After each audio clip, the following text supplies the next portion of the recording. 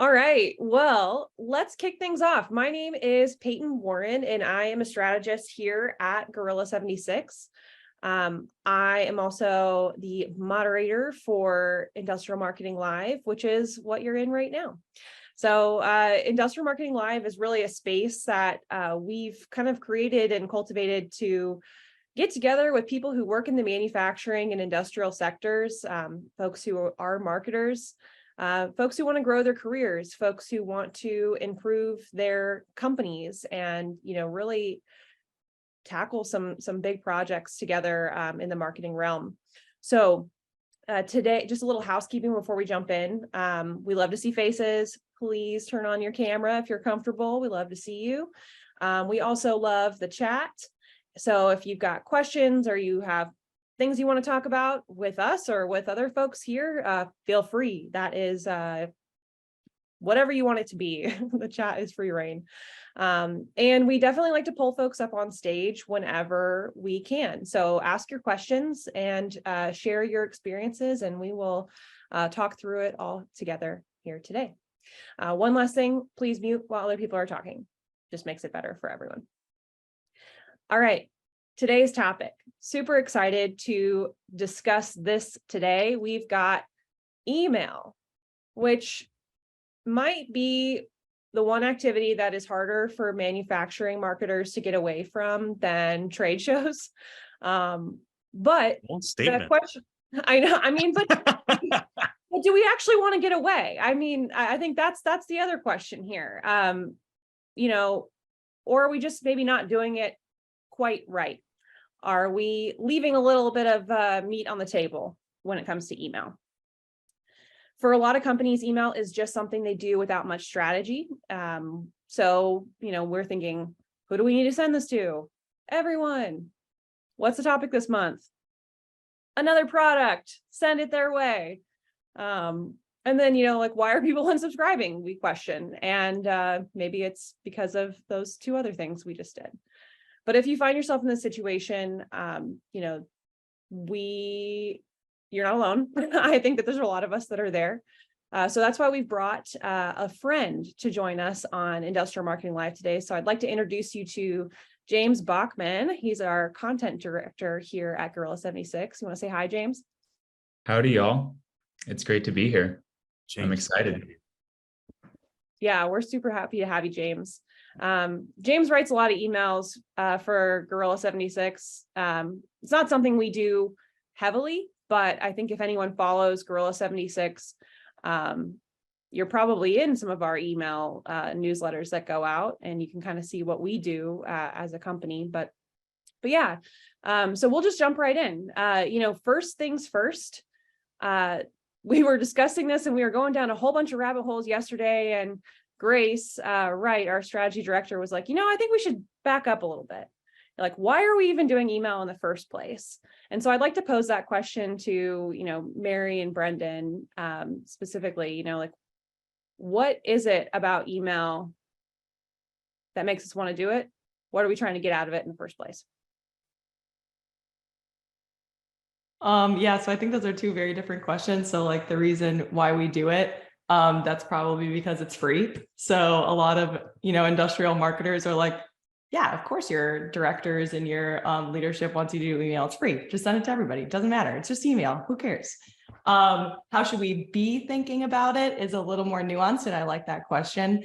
I think we should be thinking about email as another distribution channel. So as a way for you to get your message out to the right people. Yeah. And Mike said it in the chat.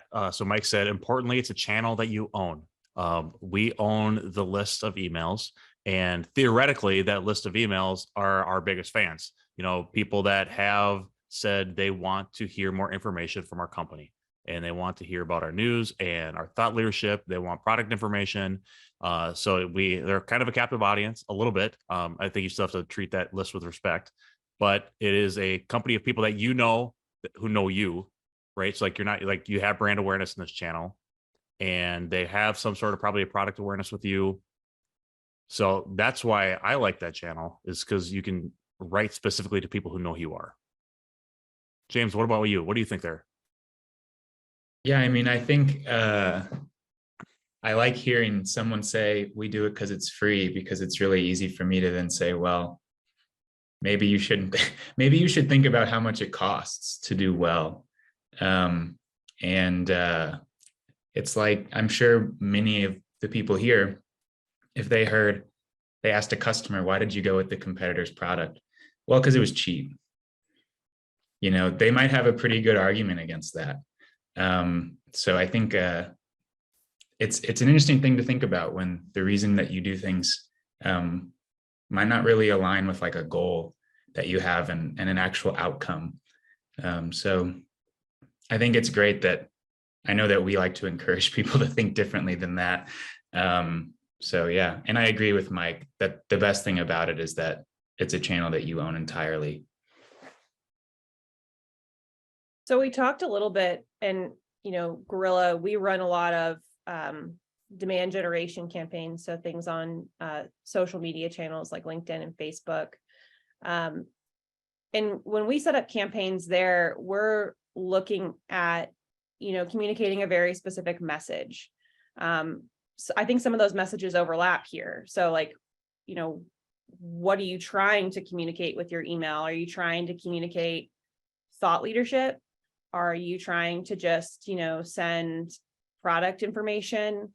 And Mary, you brought up one yesterday of just post-sale support. There's lots and lots of reasons why we send email, but are there any that you'd add to that list, or would you guys elaborate on any of those?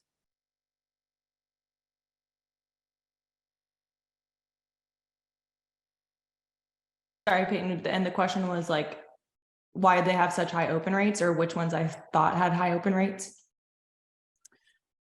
So just kind of try and talk through the goal of email in the first place. Like if we're sending it for thought leadership, are you sending it for product education, or like what other types of emails are we sending, and which ones do you see are the most valuable? Yeah, so the order confirmation one is a really interesting one.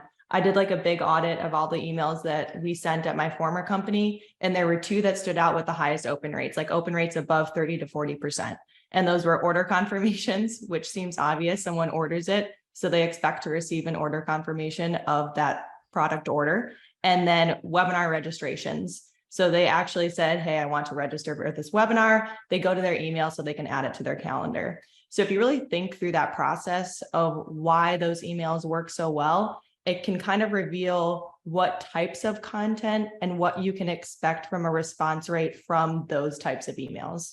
So to your point, Peyton, something like a thought leadership, I probably wouldn't measure by necessarily like clicking or, open rates are really good, but I would mostly just want to see like, is the audience consuming my content, and is my subscriber list growing? So is my content so valuable that more people are actually subscribing, wanting to hear more from me?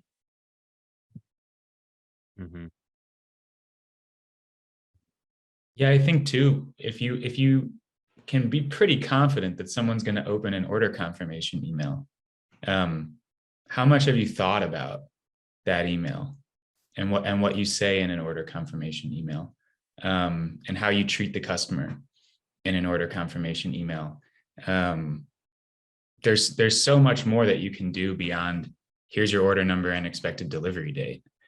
And when you think about it from the lens of this is an email that people actually do open, all of a sudden you're like, oh my gosh, we need to be thinking about this. We need to be doing more better.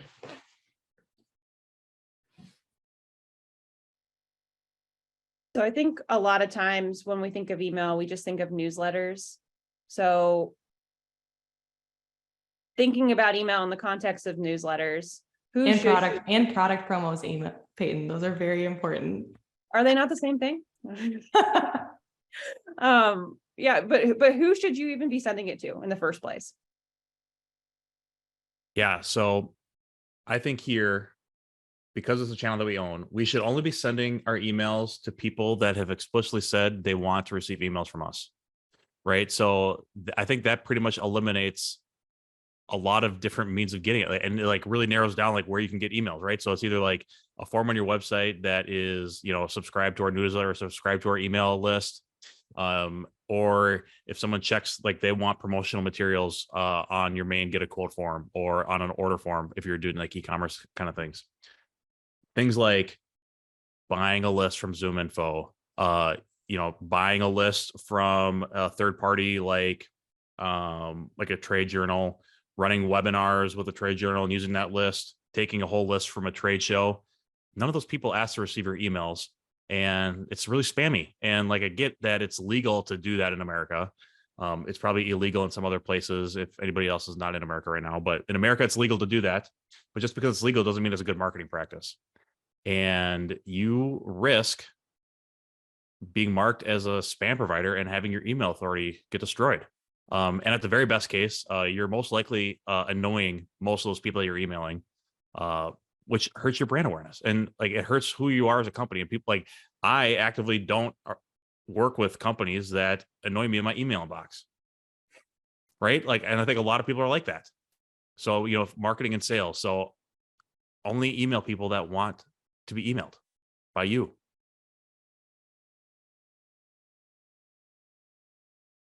So not webinar attendees. I would not put that person into my newsletter flow. I would probably do one and say, hey, thanks for attending the webinar. If you want to catch a recording, here it is. Here's some highlights. And then maybe give them a call to action. Like if you'd like to receive more information from us, here's how you subscribe. And then stop. If they don't want to be on the list, then stop. And I like same thing with Rachel. Like I think one email after a thing is okay. But to just like assume that person wants to be in your newsletter workflow, it's not the right move. Do y'all have any thoughts on purchased lists? I feel like that's pretty common in this space. Yeah, I don't think so. I had a formerly hard stance on them. I'd be like, no, purchase lists are dumb, waste of money. But I think it all depends on what you're going to do with it. So if it's part of a larger strategy to like, you can upload email lists into Facebook, LinkedIn, Google, YouTube, and retarget those people on those channels.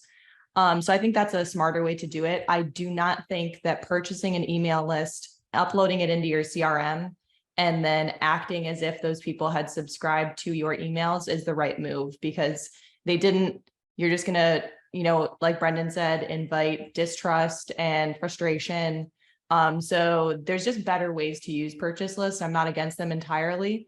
I'm against them if you're spending, thousands of dollars on them and you don't have a cohesive digital strategy to back that up. That's like very frustrating to me, especially as an industrial marketer who had a lot of trouble getting budget for other digital channels. We've had a few questions come up. Brendan, you mentioned email authority. Can you talk a little bit more about like how that's measured? And yeah, so Ryan asks, how do you measure your email authority, and is there a score somewhere? Ryan, I have no idea. I have no idea how that's measured, and I have no idea where the score exists. I think it's with the ESPs, right? With the email service providers. So I think someone in here probably is smarter than me about this, but I think, it resides at like, Google, and they have like a ranking that says like this email is constantly getting unsubscribed or blocked as spam. And so we will not be accepting any more emails. And so you see like in your Google inbox, there's like that spam folder, and a lot of things get put into spam. Well, it's because a lot of those things have been marked as spam by other people. And so that automatically just goes into your spam folder. And I think other, large email providers also do that.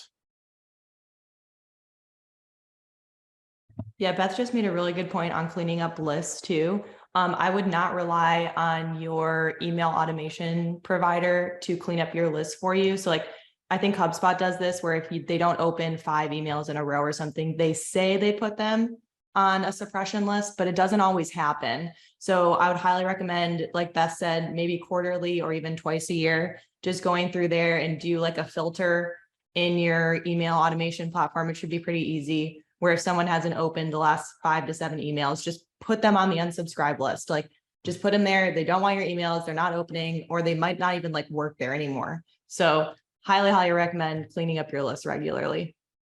Brittany just dropped in the chat, senderscore.org is a potential website you can check to see what your like sender authority score is. Thanks, Brittany, for putting that in there. takes a village. And then, okay, so we had Ryan, and then Tom asked the question, how often do you clean up email accounts that haven't opened in a while? So I think, Mary, you just answered that one. Yep. Yeah, I've heard like, like put it onto your calendar like once a quarter and just like make sure you're just going in there and removing those people. Yep. All right. Okay. We've got another question. Abdullah, being a manufacturer, how would you contact a sourcing person of a company if not by sending an email? Abdullah, I think that is a great cold, question. Is it like cold outreach, Abdullah? Do you want to unmute and give us some context?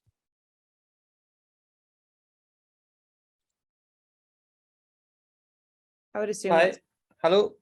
Hey, Hi. Abdullah. Hey. Yes, basically, I am a manufacturer from Pakistan, Sialkot, Cool. and I'm mostly doing cold emailing. And I read your LinkedIn post. That's why I have joined your webinar to learn which is the better approach, if not a cold emailing. If I Yeah. don't know the person directly. So I think, Yeah. if cold email is the thing, like, maybe sending one cold email and letting a person get in there, but like, I know like there's like the sales philosophy of like, go for no and just send emails until somebody breaks down. But it's like, is that the right way? So I would look at Abdullah, like, how are you using that first email to reach out to somebody? Is it, are you just like, hey, hate to bother you. Here's here's some information about my company. Or are you trying to distribute thought leadership, educational, informational material, as part of a demand generation program? So I would invite you to go and take a look at our episode on demand generation. I think I'll pull it up and put it in the chat for you, so you can kind of see what our philosophy is there. But we are not proponents of like just cold outreach being like the one motion that you have. But I think a cold email to distribute some sort of content is probably a better place to start than just trying to launch it to a pitch. Mary, what do you think? Okay. Yeah, I just dropped a link in the chat to Will Allred, Abdullah. If you're already on LinkedIn and you saw our stuff there, I highly recommend checking out his posts. He owns a software as a service thing called Lavender, where he'll analyze your cold emails and figure out why you're not getting opens and responses. He's still a huge proponent of like focus lists and segmentation, but you might get some good tips there. Okay, thank you. Yeah, you bet. Yeah, thanks for joining, Abdullah. Good question. We've had another question come in about frequency, and I know that's something we wanted to talk about today too. Do y'all have preferences on how often you're sending newsletters, or what's your trigger? Interested to hear from you too, James. Yeah, I mean, I can lead. I would say it in some way, it depends on what it depends on what your goals are, for one thing. But it also depends on what you have to say. What is your content actually? Like, before you get into frequency, what are you showing people? If your expertise is valuable to customers on a weekly basis, you should have a weekly newsletter. If you have expertise that's valuable to customers on a monthly basis, monthly newsletter. I think it's like a cop-out answer, but it really is, if you want to get better results, and I think the first thing to think about is what content is better. And then if the content dictates a better frequency, I think then you've kind of found your sweet spot, I guess. I follow quite a few like, B2B marketer dudes on, with their newsletters, and the frequency that most of them are at weekly. And they're like writing specific emails and not like necessarily linking out to other content. So that's kind of the, what I've seen from like the B2B thought leader influencer type guys and gals. So, but I think, yeah, James is right. Like for us, with Gorilla, I think what we would, if we were to get into like a IML newsletter, like we'd probably have something, like a follow-up to this webinar, right? Like that's what our frequency and cadence would be for sending emails out, because like, what would we do in the off week? Maybe we could do something with the manufacturing marketer podcast, but it probably like we would use this as this is our content pillar. And so we would use this as a way for us to put out highlights from an IML episode into an email. So James, Yeah. oh, sorry, Mary, go ahead. Yeah, I was going to ask James actually, like, I think more important than the frequency is like, what should the content be? Like, how should you write emails, James? Like, should you be putting in there? What makes a great email? Like, what makes it worthy of even asking the question, how many times should I be sending this amazing content out? Yeah, I think if your goal is to, stay top of mind and be a thought leader and be seen as an expert, I think the first thing you should ask is, okay, what expertise do I have that's valuable to the customer? If customers were buying expertise from us, what would they be buying? Can I send that to them? Can every time a customer reaches out to talk through an engineering problem, and maybe we eventually quote them something, can we tell a story about solving that problem in an email? I mean, because what it really is it's something that you can put in a potential prospect's inbox that helps them do their job. Because when someone opens their inbox, it really is a to-do list. Maybe not for everyone, but I think for quite a lot of people, they open their inbox, and when they see an inbox of 24, that's 24 things that they have to do. And that thing that they have to do could be deleting your email without opening it, or it could be opening it and taking it very seriously because you've developed a habit of giving them the things that they need to help them do their job. So I think if you could sell expertise to a customer, but you don't have that sales motion because it'd be too expensive to have that sales motion to just sell expertise, well, you can give that expertise away. And I think that is probably like the backbone to reach most people's goals on email, which would be, I just want to stay top of mind, and I want to be seen as an expert and associated with expertise in my field.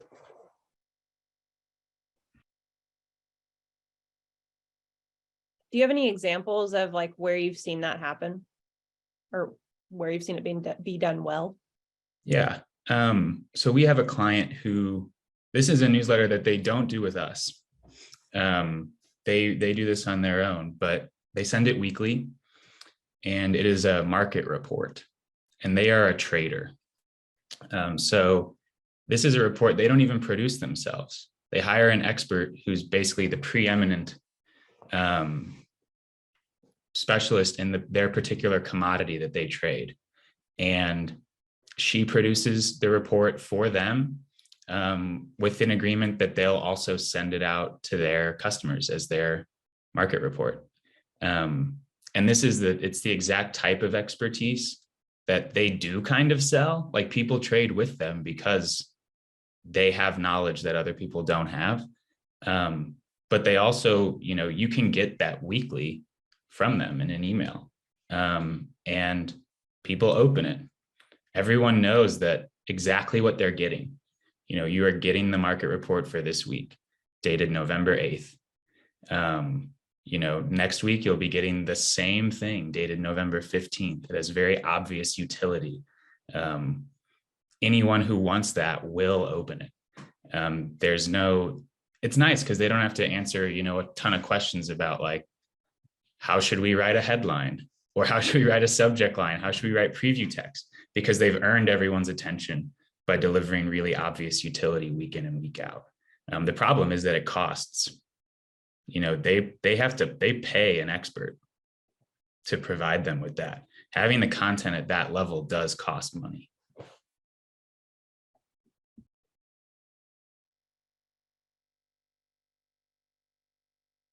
So if you don't have an expert that you're going to pay, to contract out your emails, and you do just currently have a newsletter, that's probably the situation I think most of us would find ourselves in. What are some things you can do to improve the quality of your content just right now? Yeah, I think becoming the expert, really taking the expertise that your company has You wouldn't be the person selling that expertise if your company did. Maybe your engineers are the people who hold that. Maybe you have a salesperson who holds a lot of understanding of the market that would be really valuable. Maybe they hold all the keys to the conversations that matter. Maybe it's your customer support people. But like getting as much of that as you can from them. And then also just kind of thinking about email like you would think about LinkedIn. When you get on LinkedIn to send an ad, you don't just post a link to content that's optimized for your website. You take all kinds of steps to make it good content on LinkedIn. But a lot of people in their newsletters don't do that to the email. If you send a weekly newsletter and every single time you're just trying to drag someone off into Learning Center content, are you really providing the person who's scrolling through their inbox with the thing that they need in their inbox? So I would say think about actually optimizing the content for email. Maybe you're already saying really important things elsewhere, but people aren't reading it in email. People aren't getting it, mostly because it's just not optimized for the experience that people want to have when they open their inbox in the first place. This goes back to our philosophy on demand gen, and James hit the nail right in the head, right? Like, I think to have a really good email, and it's the same thing if you want to have a really good organic social strategy or a really good paid strategy, you need to be creating content, and content is the king of everything you do in marketing, right? And so you need to have some way to create content, right? So at Gorilla, we have IML. This is how we create content for marketers. It could be a blog motion. It could be like, do you have a podcast? Do you have a video series? You need to be creating some sort of content to develop yourself as a thought leader with, a POV on, expertise and information and education. And then, like James said, then you have to format that thought leadership piece into the distribution channel that you're using, right? So if you're on organic social, you have to write a good LinkedIn post with the content that you did in your blog article. If you're going to do a good email, well, you have to format it in a way that people will read it on their phones and their, on their in their phone inbox or on their Outlook. Like, how do people want to read this on email? If you're going to distribute your thought leadership stuff on TikTok, well, you better make a really good TikTok video, right? Like, you have to mold your creative into the channel you're using, but having a foundational piece of content that you're always doing will help you be a better marketer in all these channels.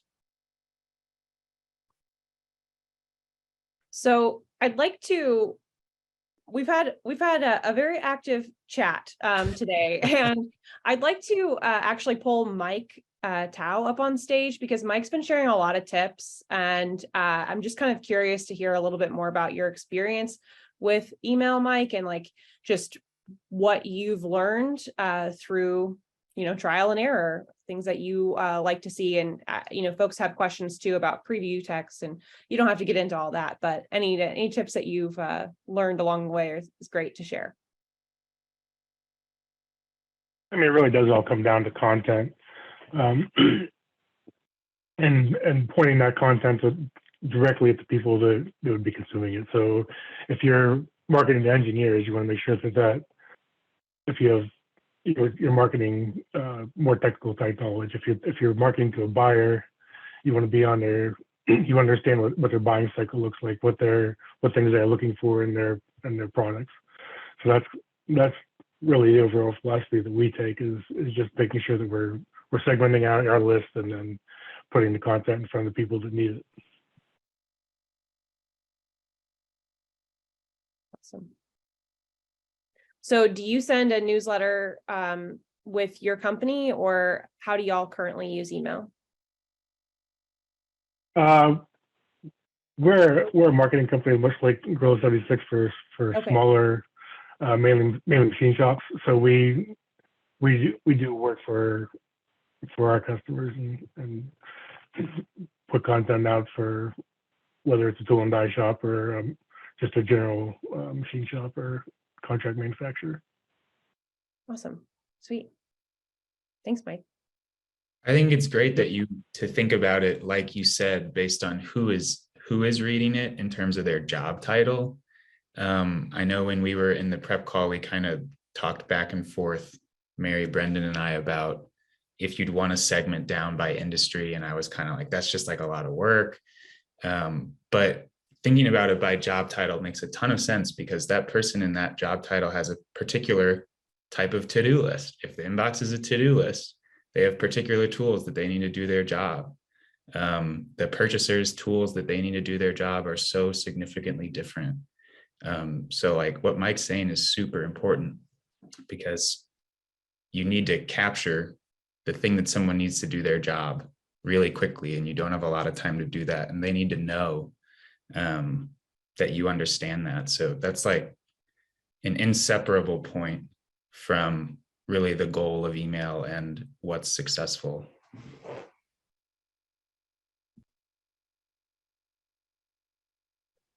So folks have had some questions about just best practices with subject lines and preview text, things like that.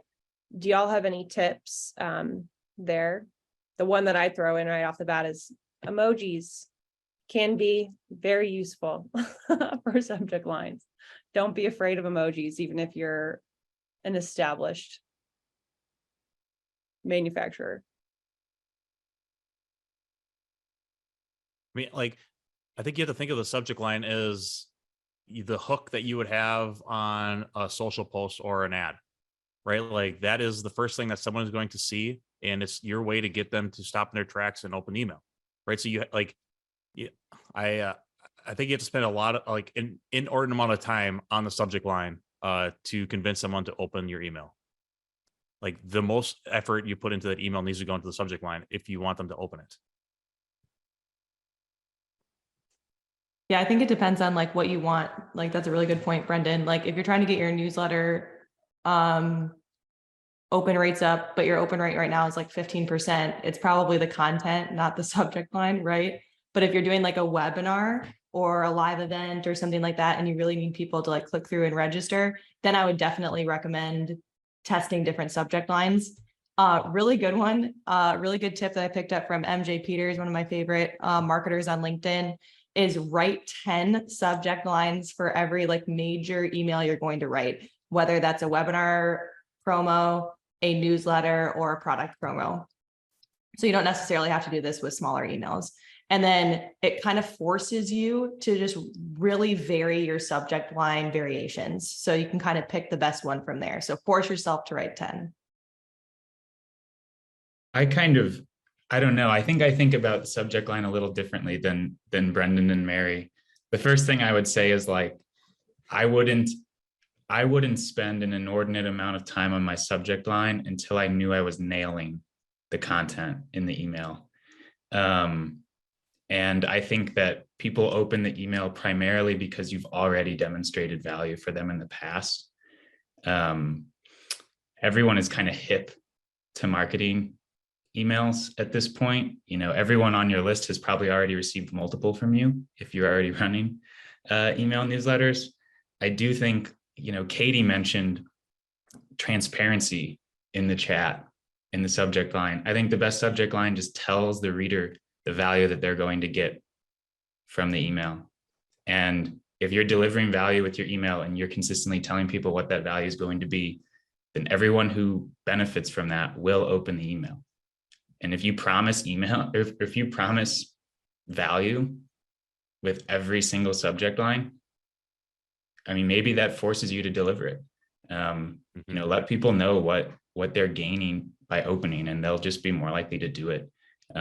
If you kind of, I don't know, if you read a bunch about tips and tricks and ask questions that people want to answer with no, and they'll open your email types of things. If that's what drives your email like tactics, you're just going to be like getting a bunch of people opening emails and being disappointed by the content itself. So first things first, like make sure you're nailing it with the content, and then think about how you can transparently help people understand what that value will be without opening the email yet. And then they'll just open it because they know they need to. They definitely go hand in hand, right? You have to be clear and not clever, or, you know, be more clear than you are clever. And it's okay to be clickbaity, I think, if you deliver on the clickbait, right? You know, like yeah. So if you're going to say something ridiculous in the subject line, make sure that you back it up with something in the copy. So would you guys be opposed if I did a quick screen share on how to retarget emails in social media platforms? Do it. All right, cool. So it'll take like 2 seconds. So I'm in Campaign Manager for those of you who don't already know what that is. All right, are y'all seeing this? yes. Perfect. So what you're going to do is here's your Campaign Manager. You're going to go to this little icon here. It's called Plan. You're going to hit Audiences. You're going to hit Create Audience. Upload a list of companies or contacts. Download this contact list template to make sure that it matches what LinkedIn wants. And then you upload it, name it, and then you can start sending ads to that contact list. The only caveat there is it has to be at least 300 people.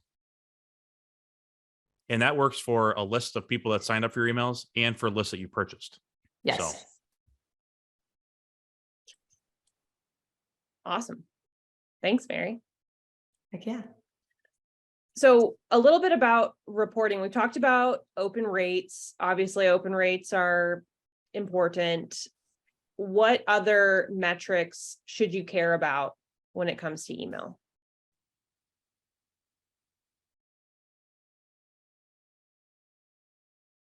I think subscriber list, if you have a really good newsletter. So if you're growing subscribers and not losing a lot of people with unsubscribes, that's going to be huge for your newsletter health. If you're doing webinars, which is what I know a lot of, I did a lot of webinar promos in my previous life, and I looked a lot at click rate to registration rate. So how many people were clicking my registration link and actually registering for the event? That can tell you a lot about either the quality of the content in your email. So if a lot of people aren't clicking it at all, so you have like, let's throw out an example, a 30% open rate, but a less than 1% click rate, then you're probably not capturing people with the content. If you have a high click rate, but a low registration rate, so less than, I would put it high, I would put it at like 70%. If less than 70% of clickers are not registering for the event, then something's going off with either your landing page or you're asking too many fields on the form, like something in there is causing friction where people are clicking, expecting to register, but they're not actually going through and registering. So all goes back to the beginning. What are your goals for that email?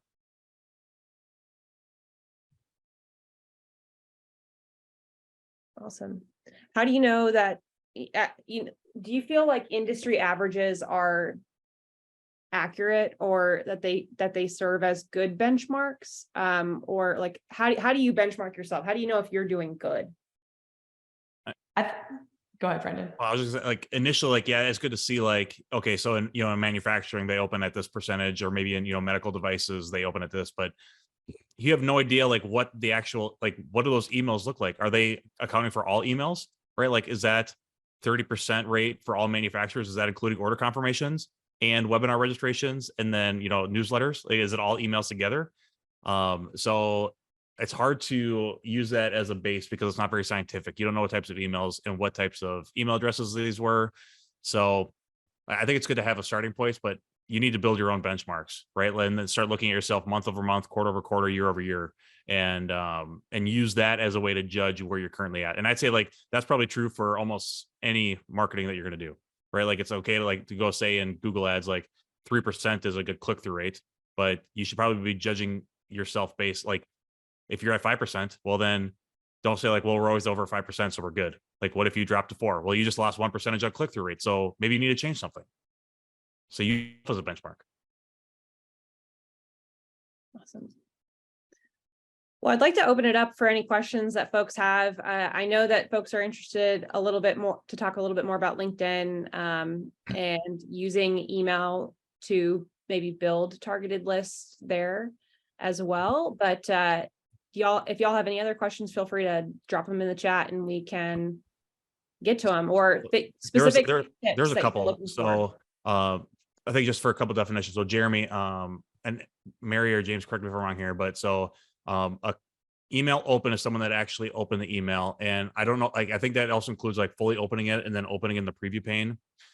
Considers an open, and then a click is a click within the email, right? To some other Yeah, thing. to a link or the phone number that's on there or something. Yep. I do want to address one additional question on retargeting.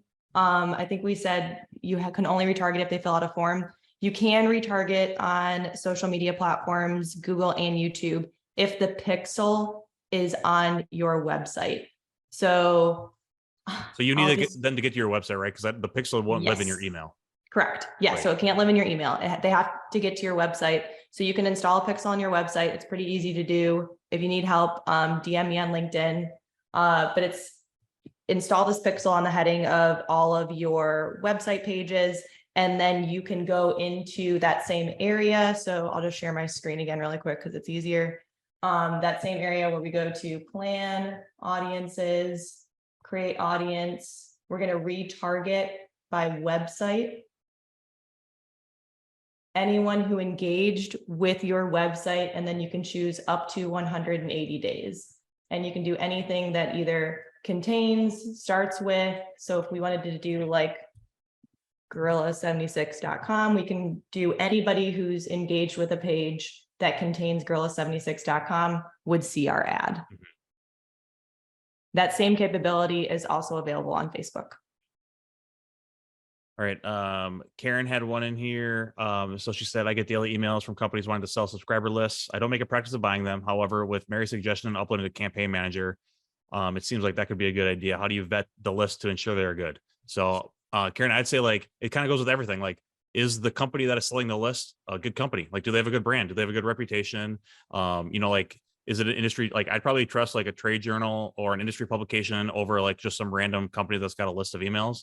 Because I think, that that trade journal probably has a higher reputation and authority, and they want you to buy more lists in the future and like, buy other things for advertising. So they won't sell you a bad list.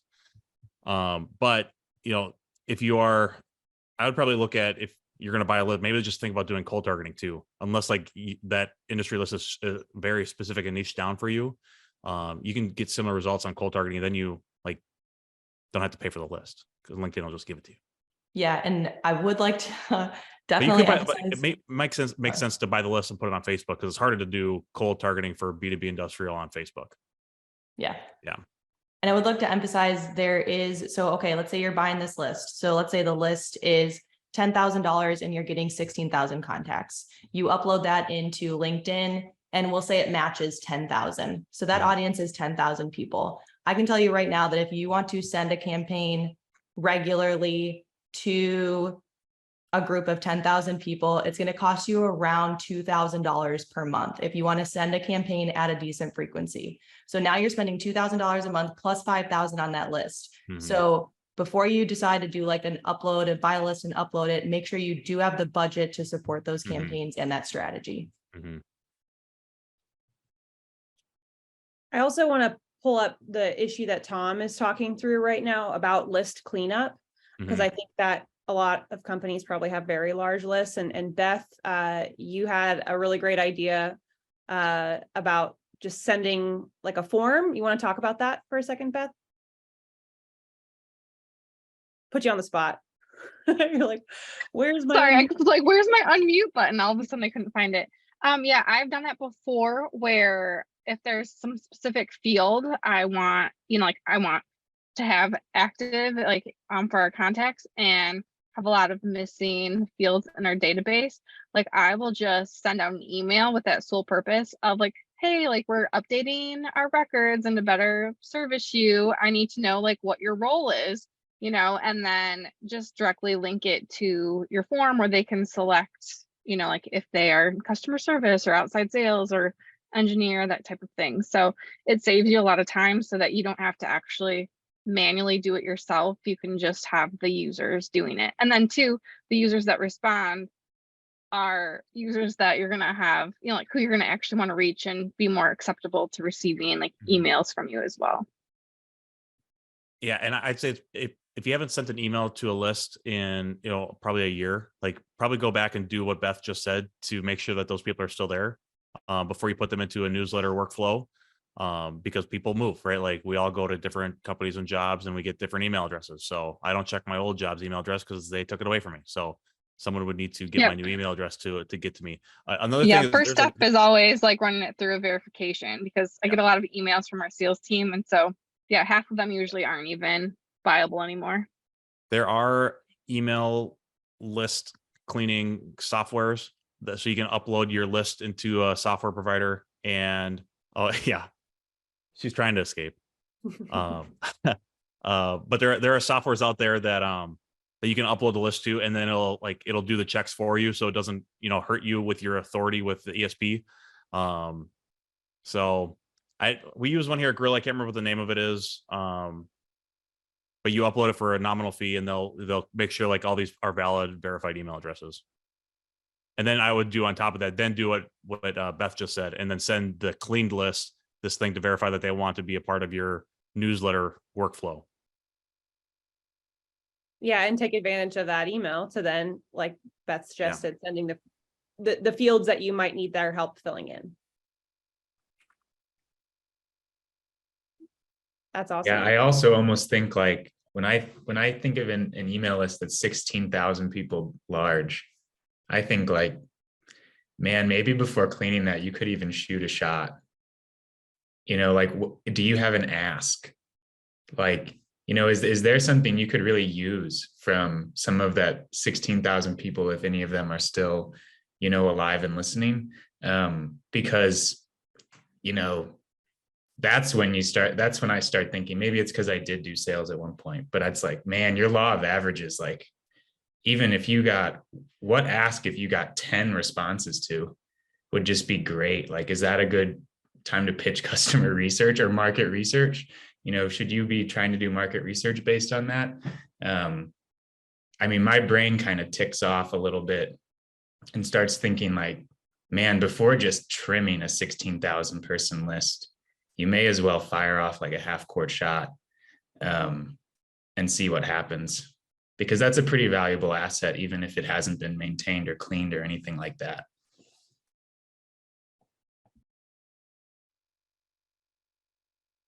That's great. Awesome. Well, we covered a lot of ground today, per usual, and I really appreciate everyone unmuting, coming on stage with us, sharing your learnings with the team. And we only have one Industrial Marketing Live left of the year, so we're not going to be gathering later this month because it's Thanksgiving. So happy Thanksgiving to everyone. And then we'll meet again in early December. That session is going to be an Ask Me Anything style session. So I feel like I better have my coffee and something extra that day to keep up with the chat, because that's going to be crazy. I might need to pull in some reinforcements. But we're really excited to kind of round out the year in a fun way with an Ask Me Anything. But yeah, if you would like, I saw in the chat here, if you would like an invitation to the Slack group, just let me know in the chat here, and I go through at the end of every session and send people invites. So that's how it works. If y'all have any questions, any follow-ups, Slack's a great place to meet us and ask questions too. Otherwise, we will see you in about a month on the last episode of the year. It's crazy. All right. Well, y'all have a good one. Bye. Bye.